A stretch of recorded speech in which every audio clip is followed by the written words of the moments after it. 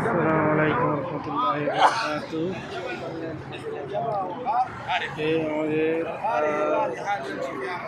Guide করার লোক মোয়াল্লেম। আমরা এখানে ঘুরতে আসছি। এটা মোহাম্মদ সাল্লাল্লাহু সেই পাহাড়, যে পাহাড়ে কাফেররা হত্যা করার জন্য আসছিল।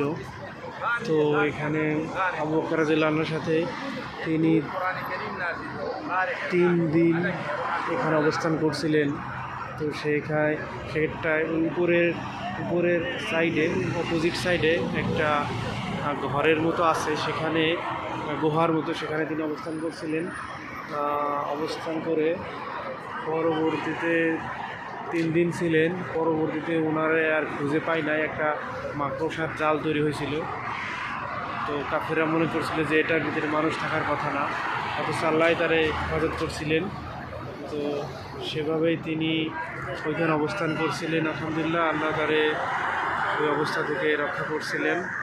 3 দিন অবস্থান করার পর, এটা হচ্ছে মক্কা হচ্ছে এই সাইডে, আর এটা হচ্ছে তার অপোজিট সাইডে, আর মদিনা হচ্ছে মক্কার অন্য সাইডে। উনি বিপরীত সাইডে লুকাইছিলেন যাতে করে তারা খুঁজে না পায়, এবং তিনি এখানে অবস্থান করছিলেন। পরবর্তীতে এখান থেকে 3 দিন পরে এখানে অবস্থান পরিবর্তন করে তিনি মদিনা চলে গেছেন। আল্লাহ তারা হেফাজত করলেন এবং তিনি মদিনা অবস্থান করলেন। এই সেই পাহাড়। আসসালামু আলাইকুম ওয়া রাহমাতুল্লাহি ওয়া বারাকাতুহু।